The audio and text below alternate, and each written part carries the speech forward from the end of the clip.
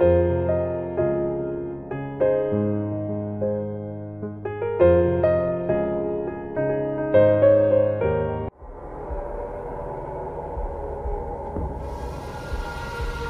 dobry, dzisiaj z nami Joanna Budny-Rzepecka, pani prezes Kongresu Ochrony Zabytków, a ja mam do pani prezes kilka pytań. Dzień dobry. Ostatnio miałyśmy bardzo dawno okazję rozmawiać tak nieprywatnie, więc było to chyba w marcu 2021, jakoś tak. Jakoś tak. I chciałam zapytać, jakie zmiany zaszły od tamtego czasu w kwestii parowozowni w Katowicach? To był marzec, tak? Jeżeli dobrze myślę, jeżeli dobrze się gdzieś tam w czasie umiejscawiam, to chyba w międzyczasie został obiekt wpisany do rejestru. My byliśmy uczestnikiem tego postępowania. Wydarzyły się też 3 pożary na terenie obiektu oraz w jego okolicach. Między innymi spłonął tak w miesiącu, w którym miała być wydana decyzja o wpis do rejestru, spłonął budynek administracyjny, który został ekspresowo rozebrany przez PKP Nieruchomości. I teraz już po kilku latach te gruzowisko też zostało, z tego co mi wiadomo, uprzątnięte. Jakieś zabezpieczenia zostały wykonane, no i my w międzyczasie już od września 2022 razem ze Stowarzyszeniem Aktywności Obywatelskiej Bonafides prowadzimy taki projekt, który nazywa się Parowozownia Katowice – Lepsze życie dla zabytku i społeczności lokalnej, w ramach którego w tej chwili właśnie powoli kończymy konsultacje społeczne na temat nadania nowej potencjalnej funkcji naszej katowickiej parowozowni. No dobrze, czyli gdybyśmy miały teraz określić stan techniczny obiektu, stan jego zabezpieczeń i status ochrony, to jak można by to podsumować? No, nie jest wspaniale, nie jest nawet dobrze, ale jest jeszcze ciągle tak, że obiekt ma szansę przetrwać, o ile się oczywiście go zabezpieczy i będzie się myślało jakoś realistycznie o nadawaniu jakiejś funkcji w przyszłości. Także jeszcze nie jest za późno. To nie jest tak, że ten obiekt się zaraz zawali, że on grozi zawaleniem, absolutnie nie. Natomiast no, nie dałoby się dzisiaj tam wejść i czegoś realizować. Nawet na w takim stylu skłotowym lepiej tego nie robić, nie polecamy tam nocować, nie polecamy tam dzikich imprez. Powiedziałaś, że parowozownia została wpisana do rejestru zabytków, ale istnieje też coś takiego jak ewidencja zabytków i zdarza się, że ludzie pytają mnie, czym to się różni i jakie to ma konsekwencje dla obiektu. Jak najprościej to można wytłumaczyć? To ja nie jestem tą najlepszą osobą do prostego tłumaczenia rzeczy, niestety, ale chętnie powiem to i jakoś tak w miarę prosto. To znaczy, jeżeli mówimy o jakimś stopniu ochrony, to wyższy stopień ma rejestr wojewódzki, a niższy stopień ochrony ma ewidencja gminna. I dlaczego tak w zasadzie jest? Dlatego, że wchodzą nam tutaj zupełnie inne reżimy ustawowe. Jeśli chodzi o ewidencję gminną, to po pierwsze na przykład do ewidencji gminnej zabytek może sobie decyzją wpisać na przykład prezydent miasta. Czyli on sobie na przykład postanawia, że jakiś tu budynek, my się w tej chwili na osiedlu Tysiąclecia znajdujemy, ma być wpisany do ewidencji gminy i decyzją sobie to po prostu wpisuje. Natomiast w przypadku wojewódzkiego rejestru jest to już całe postępowanie administracyjne, gdzie wszczyna je Śląski Wojewódzki Konserwator Zabytków. No i za już samym wszczęciem postępowania idzie cały reżim różnych przepisów wynikających z ustawy o ochronie i opiece nad zabytkami, między innymi takich, które mogą troszeczkę utrudniać albo nawet bardzo utrudniać, bo już od momentu wszczęcia w zasadzie nie możemy niczego modernizować w obiekcie. I potem, jak już jest wpisany do rejestru zabytek, to już naprawdę dużo bardziej restrykcyjnie konserwator będzie konsultował wszystkie zmiany, ale to też się dzieje przy ewidencji gminnej na podstawie przepisów prawa budowlanego. Natomiast co jest jeszcze istotne, jako zabytek w wojewódzkim rejestrze, taki zabytek dostaje dodatkowe punkty w różnych konkursach dotacyjnych na różnych szczeblach.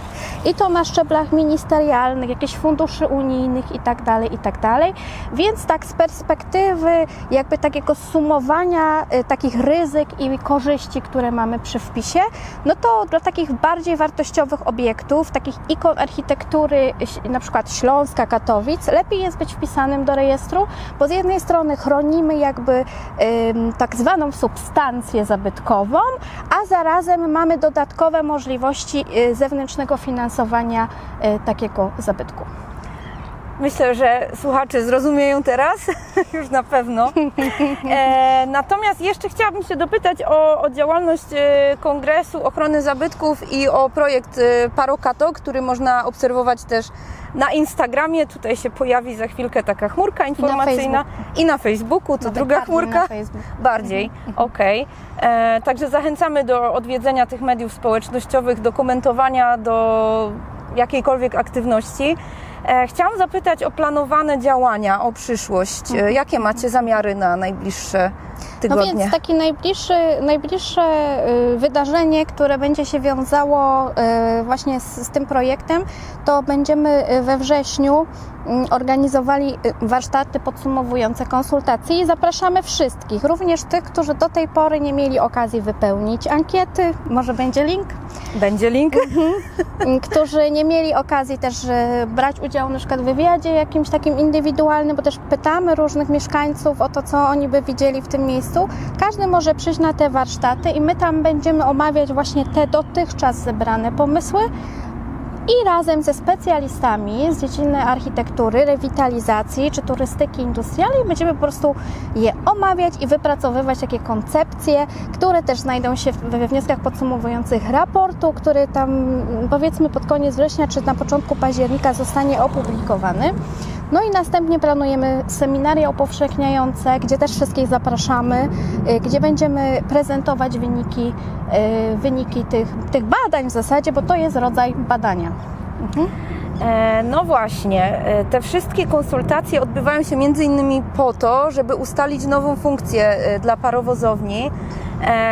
Czy myślisz, że no dobrze, no przedstawię tutaj mój pomysł, ale nie daje mi on spokoju, bo w Katowicach odbywa się coraz więcej imprez, a mam wrażenie, że jest coraz mniej miejsc. Zniknął Megaklub na przykład z Katowic już jakiś czas temu. Miał się przenosić do MCK-u, moim zdaniem nieskutecznie. Są jakieś małe knajpy. No i zostaje tak naprawdę ta fabryka porcelany dość mocno oblegana.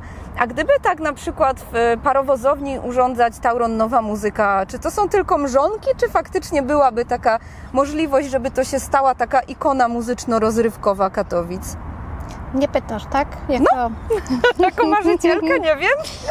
Nie, ja myślę, że jak najbardziej i w ogóle fajne jest to w tych konsultacjach społecznych, że bardzo wiele osób właśnie pozwala sobie na marzenia o tym, czego by potrzebowali w tej przestrzeni Katowic czy Śląska i ja myślę, że to są jak najbardziej realne pomysły, no bo my jesteśmy klientami, konsumujemy tą przestrzeń w jakimś sensie, nie? I my czegoś potrzebujemy jako społeczeństwo i też często osoby pytane mówią, że ta mariacka, ten teren mariacki jest adresowany do pewnej grupy wiekowej, a brakuje potem takiego miejsca dla osób może w innym wieku, może o innych upodobaniach, może takich bardziej alternatywnych, czy jakiejś takiej przestrzeni do działania i mi się wydaje, że jak najbardziej takie miejsce, które jest tak położone, jest dobre do wydarzeń, które są głośne. No właśnie. Prawda? Tak, no tutaj na przykład gdzie jesteśmy, no przecież festiwal w tym roku prawdopodobnie będzie jakaś klapa. Jest odwołany w ogóle. No właśnie się dowiedziałyśmy w zasadzie. Ale z powodu zaległości finansowych organizatora, a nie z powodu protestów mieszkańców. Tak, to też należy podkreślić. Tak. Ale rzeczywiście no było to z pewnością uciążliwe. No bardzo, bo ja na przykład mieszkając tu niedaleko w nocy czułam się tak jakby ktoś odkręcił na full głośniki u mnie w domu przez całą noc. I to było przez kilka dni. I teraz pytanie właśnie, czy to nie takie miejsce gdzieś tam w pewnej takiej odległości położone, bo parowozownia jest w centrum miasta, mieści się między Śródmieściem a Załężem, ale to nie jest tak, że ona jest w jakimś osiedlu, tak? Albo zaraz obok tego osiedla. Dokładnie. Tylko ma pewny taki bufor, bo jest trochę przyrody wkoło, jakichś takich nieczynnych torowisk. Mnie się bardzo podoba taka koncepcja, że tam mogłoby być takie miejsce, gdzie byłyby jakieś koncerty. Ma to ogromny klimat, to niepowtarzalny nawet powiedziałabym. Tak. I właśnie tak przechodząc do kolejnego pytania, bo często ludzie mówią, że no właściwie to jakby to miało działać, że oni nie znają innych takich przykładów rewitalizacji właśnie parowozowni, no i trzeba ludzi prowadzić za rączkę, że przecież mamy Jaworzynę Śląską, między innymi Jarocin, Gniezno, natomiast tam powstały muzea. A czy zdarzyły się takie rewitalizacje w skali kraju, Europy czy nawet świata, żeby inną funkcję niż muzeum nadano takiemu miejscu? Mówisz o parowozowni, czy w ogóle mówisz o różnych takich dużych obiektach? Bo ja bym w ogóle mówiła o kategorii po prostu takich dużych kubaturowo obiektów poprzemysłowych i myślę, że jest mnóstwo tak naprawdę takich obiektów, że to muzea, no to jest taki najbardziej oczywisty, ale jeżeli jest wykonany dobrze, no to też bardzo dobry kierunek, żeby adaptować, ale on myślę, że też nie koliduje z innymi funkcjami. Mi przychodzi na myśl teraz Huta Witkowice, gdzie też jest taki festiwal, niedawno się zakończył. Colors of Ostrawa, nie? No właśnie. I oni tam nawet wykorzystali taki kawałek Suwnicy, żeby robić taką harmonijkową scenę. Fantastyczne to jest. I to jest taki dobry przykład na to, jak można wpisać w tą estetykę i w ogóle w cechy obiektu te nowe funkcje, wykorzystując to, co ten obiekt już ma. Czyli nie musimy zupełnie nowego kawału czegoś dobudować, tylko gdzieś tam wykorzystać na przykład tą halę, czy jakąś przestrzeń na zewnątrz. Co jeszcze? No wiesz, ja myślę, że te większe obiekty, te takie najbardziej znane, typu Zesie Zollverein, czy właśnie Witkowice, czy różne inne tego typu, one się cechują często tym, że mają wiele funkcji. I to też jest racjonalne ekonomicznie, prawda? Tak, tak. No bo z jednej strony jest ta funkcja wystawiennicza, to jest jedna z funkcji, nawet EC1 jest takim przykładem, nie? Tak, tak. A z drugiej strony mamy ileś różnych innych jeszcze funkcji, bo czymś innym zupełnie jest jakieś centrum nauki, to też jest w EC1, prawda? To jest też funkcja, która jest w Muzeum Techniki w Berlinie i to właśnie jest taka dwuwachlarzowa parowozownia, gdzie znajduje się zarówno Muzeum Kolejnictwa, jak i Muzeum Techniki i to jest w takiej formie pokazane, że jest to bardzo dobrze zrobione Muzeum Techniki i Kolejnictwa, ale zarazem możesz tam iść z dzieckiem do takiego czegoś, co przypomina Centrum Nauki Kopernik. I rzeczywiście tłumy pojawiają się w tym miejscu. Podobnie zresztą jest w Witkowicach. W Witkowicach, poza tym festiwalem, o którym wspomnieliśmy, mamy taki silos gazowy, gdzie jest zrobiona scena. Jak my tam byliśmy na wizycie studyjnej, to tam akurat był taki spektakl baletowy i akurat staliśmy w środku, w tym silosie, jak, no mówię Wam dosłownie, tysiące ludzi wchodziło do środka. To było wręcz niepojęte, że tam się tyle osób mieści i mieściło się bez żadnego takiego nerwu, że jest tłum. I fantastyczny widok, kiedy widzisz, że ten obiekt postindustrialny ma rzeczywiście takie branie, nie?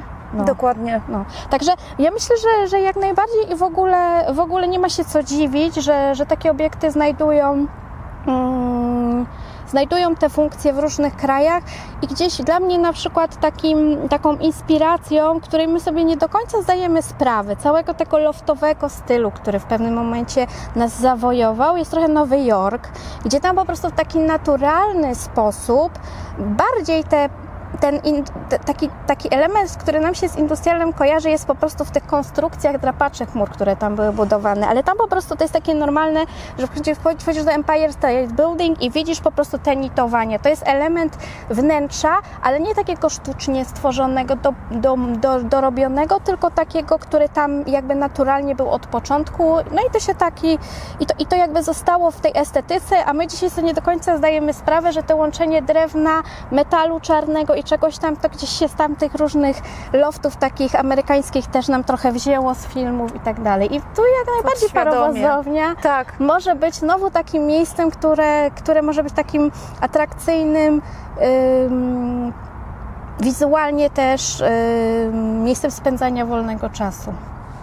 Okej, natomiast jeszcze w kwestii parowozowni pojawia się problem, Mianowicie Katowice zamierzają teraz przebudować węzeł kolejowy. Nie wiem, czy już nawet jakieś prace się nie rozpoczęły. Czy mogą realne jakieś konsekwencje pojawić się właśnie dla tej zabytkowej parowozowni? Mam na myśli głównie to, czy ona jakoś bardziej nie zostanie komunikacyjnie wykluczona, bo tam jest problem z dojazdem w ogóle. Nie wiem, na ile możemy tutaj się wgłębiać w takie detale, bo no tutaj jest bardzo dużo planów miasta i bardzo dużo planów PKP, ale tak naprawdę na ile ta parowozownia jest brana pod uwagę, czy jest w ogóle brana pod uwagę? Znaczy ona musi być brana pod uwagę właśnie dlatego, że została wpisana do Wojewódzkiego Rejestru Zabytków. Gdyby ona tam nie była wpisana, i to jest właśnie taki przykład, kiedy ta ochrona właśnie działa bardziej, bo ewidencja gminna jest lżejsza i tu myślę, że mogłoby to jakoś naruszyć jej mury, te plany, a tak no jakby ta decyzja zmusiła jednak do tego, żeby ją brać pod uwagę. Natomiast faktycznie w trakcie tej modernizacji może się tak stać i tak przypuszczalnie będzie, że z jednej strony pojawią się jakieś dodatkowe linie, a z drugiej z kolei ten ruch kolejowy zostanie osłabiony i jeden tor zostanie ten od strony Kolei Śląskich pozostawiony jako taki mniej uczęszczany, taki techniczny może bardziej i tak dalej. No i to na pewno trochę burzy moje marzenie o tym, żeby taka parowozownia była po prostu przelotowym obiektem ze śródmieścia do Załęża, ale może nie zupełnie jeszcze, bo tak naprawdę te prace się jeszcze nie zaczęły, przy czym faktycznie plany jak najbardziej one już są gotowe i przypuszczam, że jakiś wykonawcy też tam się pojawili. Natomiast to nie wyklucza dojazdu do parowozowni absolutnie. My też podjęliśmy takie działania, żeby starać się o to, żeby tam została zabezpieczona droga dojazdowa. No i co jeszcze można powiedzieć, że na pewno to nie będzie tak, że będzie gorszy dojazd niż jest teraz, bo w tej chwili ten dojazd jest taki wybitnie zły, także może być tylko lepszy tak naprawdę. Miejmy nadzieję. No właśnie o ten dojazd też chciałam podpytać, czy są jakieś perspektywy na ten moment, żeby się poprawił, bo tak naprawdę mamy dojazd taką drogą nieasfaltową od strony Pukowca, od strony Marysin Dworu i ewentualnie no nie ma właściwie tej ewentualności, bo no zwykły i druga to jest już przez teren Kolei Śląskich. No właśnie, więc tam chyba nie można tego używać tak dowolnie. No i to jest trochę taki problem właśnie takich przestrzeni postindustrialnych, zabytkowych i zabezpieczenie jakby takiej podstawowej funkcji, jaką jest dojechanie do tego obiektu. I ciężko w zasadzie znaleźć tutaj też jakieś przepisy, które by to regulowały.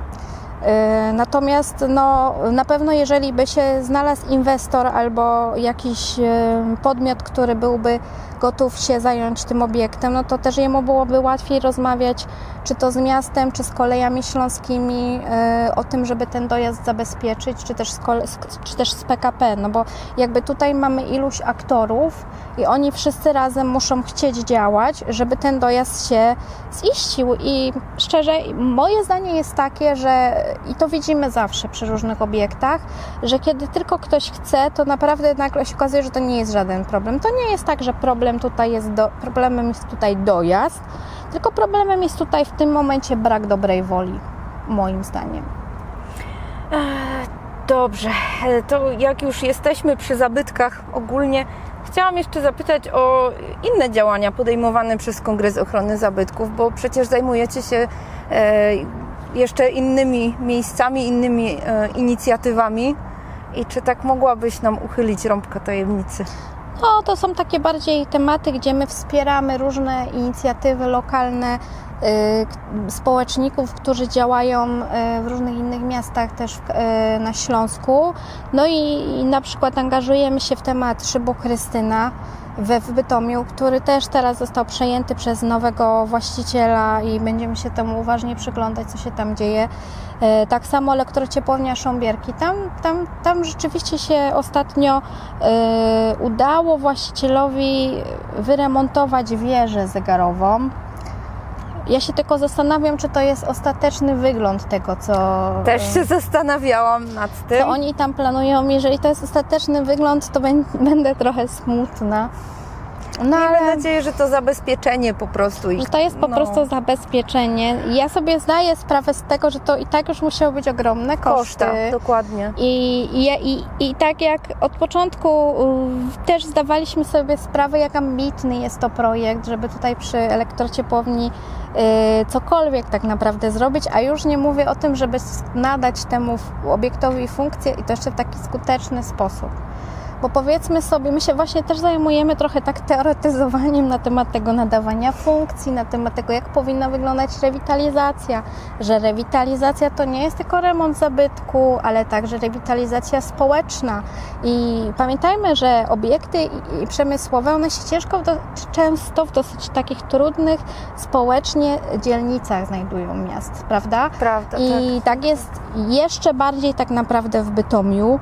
I dobrze by było, żeby ten obiekt naprawdę odpowiadał na jakieś potrzeby mieszkańców okolicznych. Sząbierki to jest naprawdę dzielnica, której się to bardzo mocno przyda. Podobnie jak się to przydało na Nikiszowcu i w Janowie, prawda? Więc mamy nadzieję i wiemy też tak naprawdę, bo różne się plotki, znaczy może nawet nie plotki, ale rozmawiamy i wiemy, że na przykład właściciel obecny EC Sząbierki naprawdę się stara z różnymi ludźmi, którzy działali kiedyś społecznie albo chcieliby społecznie podziałać, mieli jakieś wspólne punkty z elektrociepłownią właśnie w tym momencie, kiedy ona była taką aktywną, że tam się różne rzeczy dzieją i to na pewno nie jest taki właściciel, który się zamyka i plecami obraca. I to na pewno budzi ogromny szacunek i nadzieję, że tam się coś ciekawego prędzej czy później wydarzy. No i tutaj troszkę jesteśmy spokojniejsi, bo to był taki dosyć duży nasz taki projekt na przestrzeni kilku ostatnich lat. Takie zmartwienie, prawda? Żeby to tak pchać i rzeczywiście żeśmy dużo lobbowali w różnych miejscach, między innymi, żeby miasto z Marszałkowskim Urzędem przejęło. O, piesek nam tu zaraz kamerę zje. To nie pachnie. Ta kamera nie pachnie. Chyba że moimi kotami. No właśnie. To może było to, co przyciągnęło.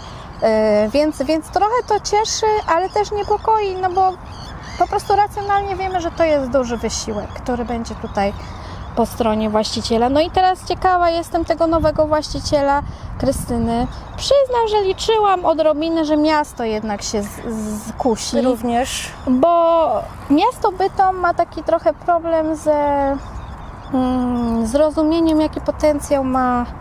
O, kolejny piesek. Chyba te koty jednak pachną. Miasto Bytom ma taki problem z tym, jak żeby zrozumieć, jaki duży potencjał w Bytomiu się czai, ten postindustrialny. Chociaż oni to wiedzą, bo tak jak rozmawiam, oni mają tego świadomość, natomiast to nie przekłada się na jakieś takie plany długofalowe, inwestycyjne. To jest troszkę taka polityka czekania na tych takich inwestorów prywatnych, którzy uratują te zabytki. Pamiętajmy, że to, że dzisiaj, czy tam powiedzmy w zeszłym roku zabytek Szyb Krystyna i zabytek EC Sząbierki znalazł się w takich, a nie innych rękach, gdzie my dzisiaj, gdzie mieliśmy tak naprawdę wszczęte postępowanie karne za niszczenie zabytku przy EC Sząbierki, to też wynika z tej polityki. To jest wieloletnia polityka miasta Bytom za poprzednich władz i za obecnych, żeby przerzucać odpowiedzialność na właścicieli prywatnych. No i to się raz nie sprawdziło i teraz robimy to znowu, czy oni to robią znowu. I teraz ciekawa jestem, czy tu wylosujemy lepszych właścicieli. Nie wiem. Miejmy nadzieję. Asiu, czy chciałabyś coś jeszcze dodać od siebie? Jakiś przekaz dla widzów? A jaki na przykład? Pozytywny.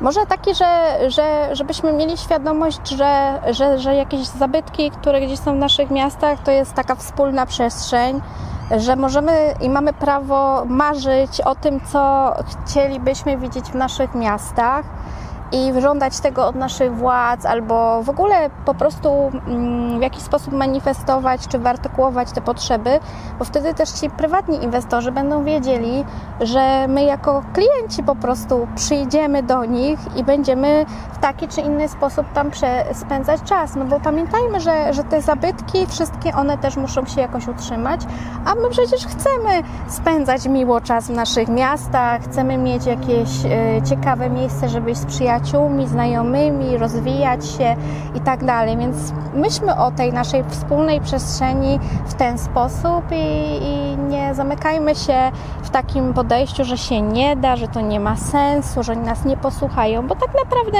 to my na nasze władze regionalne głosujemy i tak naprawdę im częściej mówimy o tym, czego nam brakuje, czego nam potrzeba, tym mamy większe szanse na to, że to się uda zrealizować.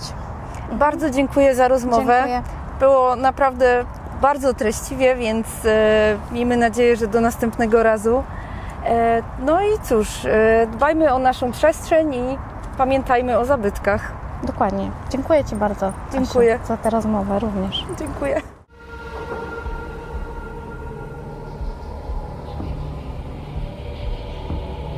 Teraz sobie wezmę tą... Jezus, gdzie jest ta końcówka? Festiwal odwołany.